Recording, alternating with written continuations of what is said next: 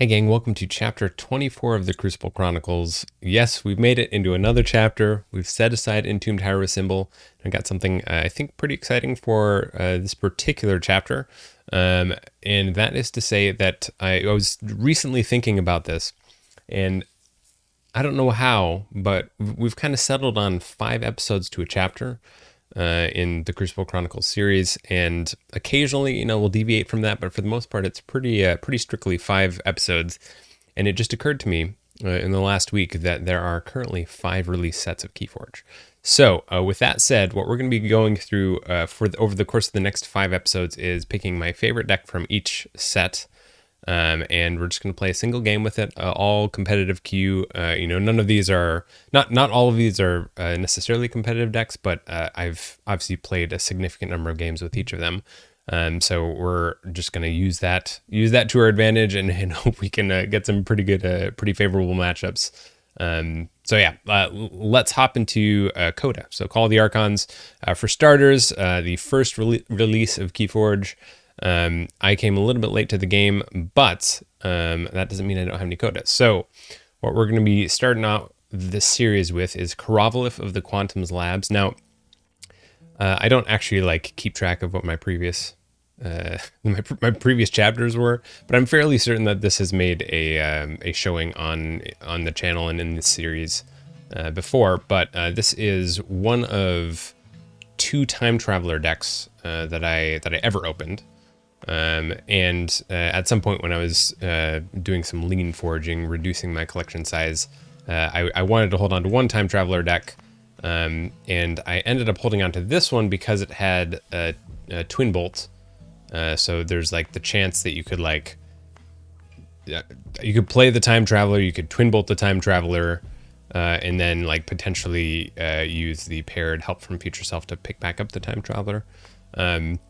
So that was the reason that I decided to hold on to the deck of the 2. I think technically the other one was a little bit more robust of a deck. It had a lot more, it was probably a little more well-rounded. But at some point, even a little bit later after that, after deciding to hold on to this deck, I think this was probably maybe into Worlds Collide. I picked this deck up, again, probably just because I wanted to play with the time traveler. And I started playing with it a little bit and just was having an absolute blast with it. And it very quickly became my favorite Call of the Archons deck. Now, only a small part of that has to do with the time traveler. Actually, I would say a very small part of it has to do with the time traveler. But the thing that really kind of stuck with me was, and where I sort of built my love for the card, was with Crucible, and of course that card is Incubation Chamber, the Martian artifact with the Omni ability that allows you to archive a Mars creature on any turn.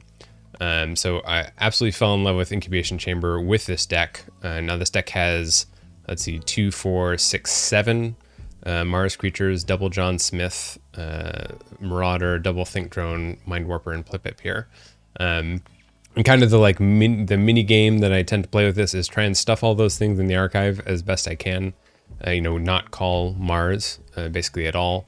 And then it's got kind of really cool burst potential where you've got the soft landing where you can bring the Blip into play ready. Now Blip has the Reap ability. Next Mars creature you play enters turn, or this turn enters play ready rather. Talking is really hard, by the way. So you soft landing Blip reaps to make it so John Smith comes into play ready, and then you reap with John Smith to re-ready Blip. And if you've got the second John Smith, you can do that same thing over again. So you can generate a good amount of Ember just off of reaping, and then you get to activate one additional creature outside of the double John Smiths and the Blip. And then it has this fun mating season, which is a rare action that says shuffle each Mars creature into its owner's deck. Each player gains 1 Ember for each creature shuffled into their deck this way. So a symmetrical effect. Fortunately, you don't necessarily see a huge amount of Mars all that much, just by the fact that it's been out of a couple sets. So people aren't playing anyone playing newer stuff isn't going to be playing Mars. So that's kind of handy. It very often ends up being a one-sided effect. But also, with all these creatures, whatever I said, 6 or 7 creatures out, you can just immediately mating season them back into the deck and generate that much more amber. Now, obviously, situationally, that's good or bad, but most times I do it just because it's fun. Yeah, outside of that, we got double wild wormhole. We've got, the time traveler, help from future self, like a pretty stout shadows here with the triple dodger. So some ember control there, also some decent sized bodies. But we've also got this double silver tooth, so they interplay ready, so you can immediately reap with them, which is great, get some value out of them, and double urchin. Now, kind of one of the other hidden mini games that I have with this is I really think the think drones have some really cool interactions in this particular deck. And again, if you're not familiar with the think drone, it has the reap ability. You may archive a friendly creature or artifact from play. So generally, if I'm doing that, it's either to pick up an urchin or a silver tooth, or potentially the time traveler as well. So there's some nice targets to try and get some recursion out of some kind of high value creatures or play abilities. So definitely try and make that happen as best I can. Now there is a absolutely hideous flaw with this deck. And to the keen observer, you've probably already seen it. It's that we just do not really have creature control. And we don't really have that much in the ways of large creatures. So again, we have the triple dodger, so we can do some fighting, but a 5-power creature against a board of Saurian, or even 3 5-power creatures against a board of Saurian just doesn't really do anything, or even Sanctum creatures with a bunch of armor and whatnot. So that on top of the fact that we've got Poison Wave and Ammonia Clouds. So it's basically Ammonia Clouds, Poison Wave, and if a creature has armor, then those hardly do much. And outside of that, I have to fight stuff off the board. So there are certain points where it's if you get a sufficiently large creature, like a Ducilus, for example, from Mass Mutation, if a Ducilus gets played, it will just remain on the board for the remainder of the game. I would have to fight every creature I had into the Ducilus to kill it, and still use all of my damage actions to actually take it out. So huge kind of flaw in the deck, not necessarily a flaw, quirk, maybe I should say, a very, very big quirk of the deck, especially in the current meta, if you will. There's you kind of really got to be packing some creature control as best I've understood. But as with a lot of my favorite decks, as you'll see, they have flaws, but I just enjoy playing them so much that it's fine. It's fine. They lose games because of their flaws, but you kind of know know that going into it, which I think in some ways is kind of a little bit freeing. It's I've mentioned this on stream a couple times. I actually quite enjoy playing decks that have little to no Ember control, just because you have to have kind of a proactive game plan, and you get to focus on your game plan, and there isn't necessarily much you can do about your opponent if they get into a check situation. So it's kind of freeing. But yeah, sorry, probably a little bit long on this intro to the video with the deck kind of discussion here, if you will. But that's probably going to be pretty standard for the series, if I'm being honest, just because, again, they're all my favorite decks, so I would gladly talk about them. But tell you what, we can keep talking about it, but we'll at least get some gameplay going for you. So let's hop into today's game. Most excellent. Got ourselves a game. Playing against some AOA here. Love to see it. Absolutely love to see it. We got the Time Traveler v Time Traveler. Is what we're looking at. Got the double exhume, Hysteria. There is a helper bot, so super cool here. Some great synergy with those Hysterias, with rather that Hysteria and the Time Traveler. I mean, undoubtedly a lot of great synergies with the helper bot. Just enabling some great options, and there's a decent amount of archiving here. So we got lab work and the triple ZOIX researcher. So that's pretty cool. Looks like a fun deck. We have our incubation chamber, so we're absolutely holding onto this hand. No doubt about it. That's my. Is there a poltergeist? Please don't have a poltergeist. Nice. Let's see. You think they? Well, we're going to play Mars. We'll play out the incubation chamber. Honestly, I think I'm just going to hold on to the think drone. That's probably not a great play, but it is what it is. They're going shadows, so I'm actually like plays a John Smith. All right, that's fine. They at least don't have Mars, so our mating season is going to be great. Uses throwing stars and miasma, double miasma, and too much to protect. So what I'm guessing here is that. So what do we want to do here?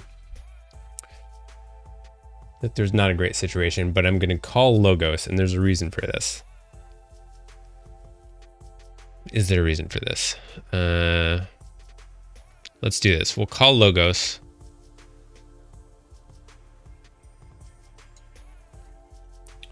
We'll incubation chamber, and this is the reason. So the reason is we're just going to discard the dimension door.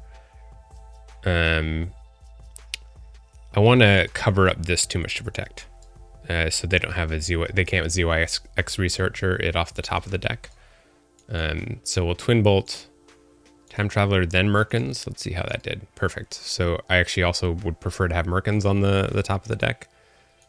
So that way, if they do the ZYX researcher, they have 3 great targets. So if they manage to have all 3 of them, that would be pretty remarkable. Okay, or they've got help from future self, so that works. That does work, doesn't it? ZYX researcher to draw a card. Interesting. So they got the help from future self. Nice. That's okay. And they got backup copy on the ZYX researcher. So let's take a Shadows turn.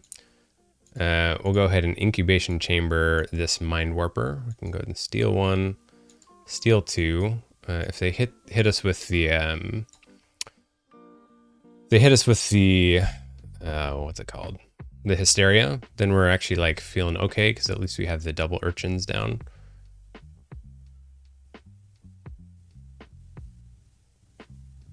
At least we have the double urchins down. All right, fighting Nadia the Thief. It's okay by me. Fights, throws the time traveler back, help from future self. Takes time traveler back into their hand, plays time traveler. I think we found the loop.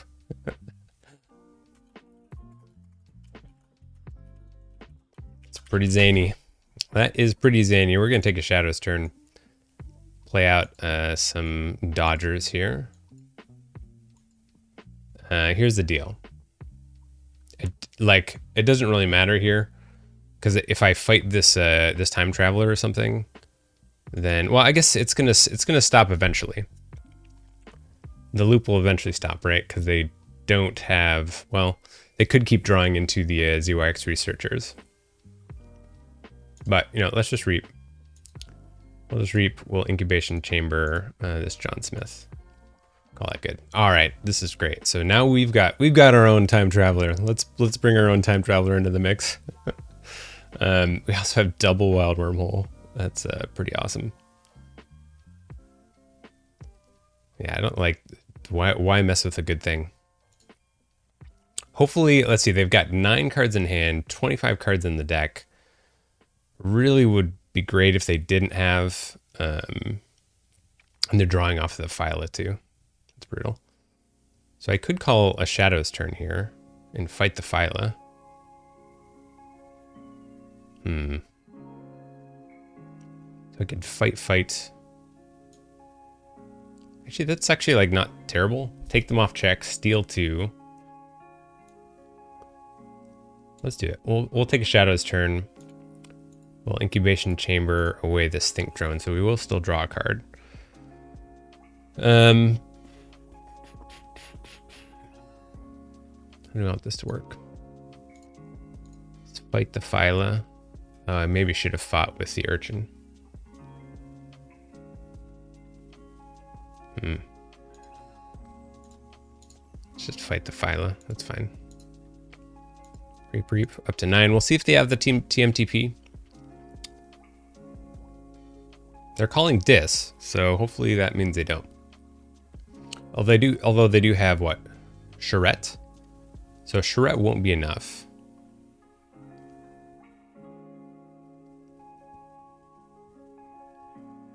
Charette will not be enough. The question here is, with this help from future self, do we want to do that before? We have like so little in our discard.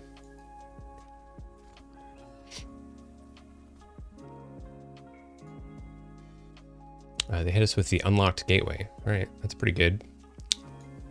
So I guess we take a Logos turn here. A little bit fortunate. Take all your archives in your hand. No. We'll go ahead and incubation chamber to start. I think I might want to help from future self first. I think so. Because I kind of would prefer to have maybe potentially some of these other cards. Like, I really don't want to hit my soft landing because the soft landing is like sort of important. So let's help from future self first. We'll pick up the time traveler. Play out the archivist.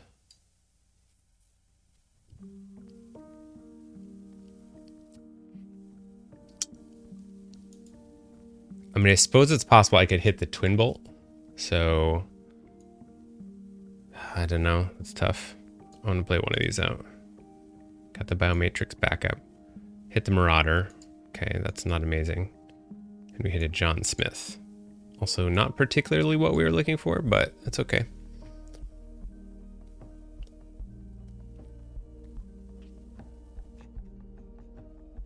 Puts us up to 5 as well, which is sort of a bummer. We could throw down some shadows, get another Dodger down, steal one, puts us up to check. They've got this Lash of Broken Dreams situation. I do think I want to not pick up my archives. I want to put out some cards, which give me some options in terms of some Ember control. I do think we're going to be in a situation here where we're just going to get mega hurt by that TMTP.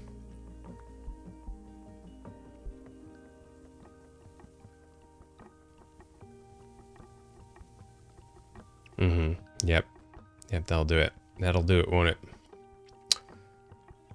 They still have 13 cards in hand. 13 cards to draw, to draw in their draw pile. So we could go that route. I feel like we probably take a Shadows turn here. We're not going to pick up our archives. I guess we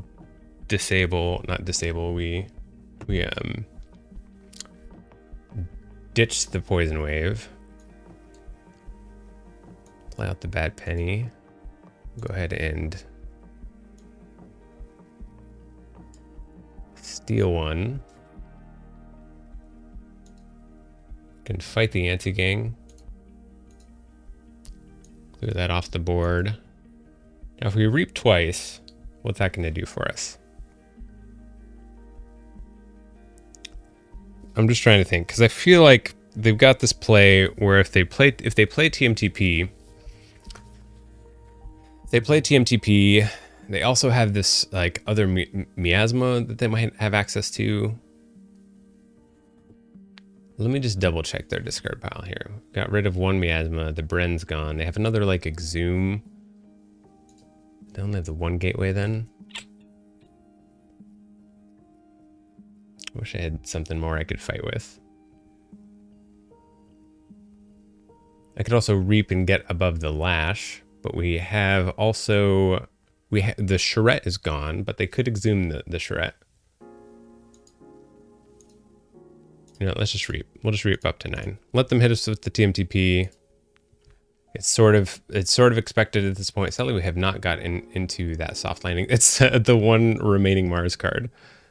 This does happen with this deck sometimes, though, where we've got these situations where it's like you can archive creatures very easily. Yeah, there's the TMTP. Nice.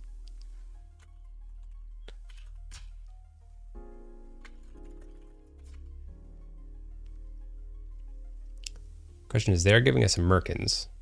But the problem is it's not going to be enough. Had we maybe gotten back into the other urchin?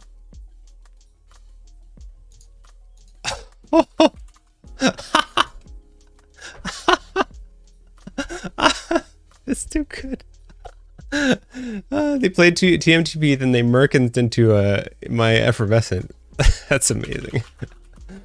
Oh dear.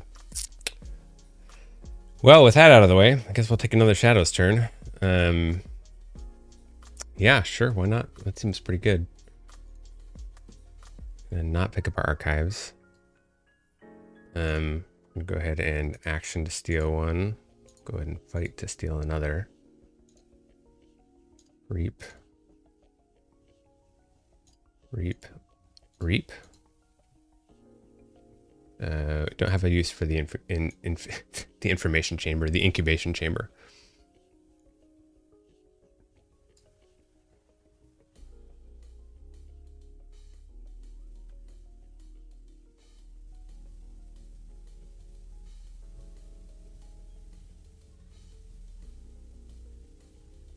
All right, so they have not generated a whole lot of ember. I honestly think we just go back with Shadows. And the question is, we're not going to pick up any archives. We're going to action to steal one. We can dodger.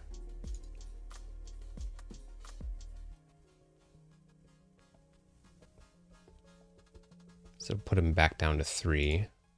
So I can steal one there. Probably kill this Anguish.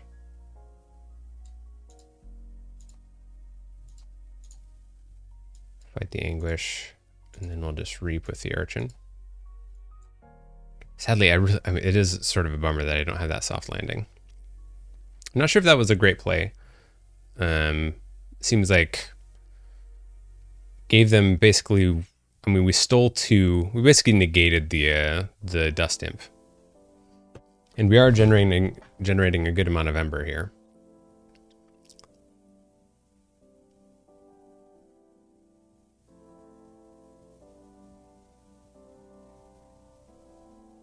They're calling Shadows. They have the second Miasma. We don't know if they've gotten into it. We'll give them manual mode. See if they want to try and pull us off of... Going Dis. Okay, so they're going to tax the key, I guess, maybe?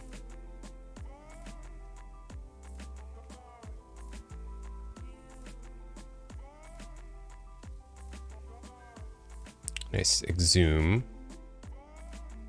Exhume Time Traveler. Okay. Works for me. And Lash of Broken Dreams.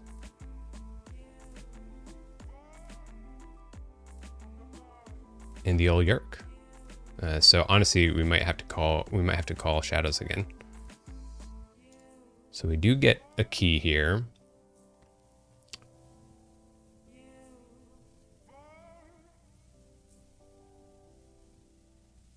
Shadows, we get to steal one. I think we have to go back into Shadows. I think that's actually our only option. This Marauder isn't going to do much for us, so we're going to call Shadows again. I think I'm going to play this Bad Penny. We're not going to pick up our archives. We'll play out Naughty, play out Urchin, play out Dodger, play out Bad Penny. Incubation Chamber away. This John Smith. And I think we probably are going to lose, right? They basically need to generate 3 Ember. But hey, maybe they're out of juice. Oh, Throwing Stars. Yeah, that's pretty good. So I should not have played the Bad Penny. So I think I lose because I played that Bad Penny. Oh, and the Whistling Darts. Nice. Nice. And the Ronnie to seal the deal. All right, well, so what are our other options here? We'll just take a quick peek. We don't have anything going on there. Relentless Whispers wouldn't have been enough. And even with this Marauder, it wouldn't have been enough, but it's okay. We can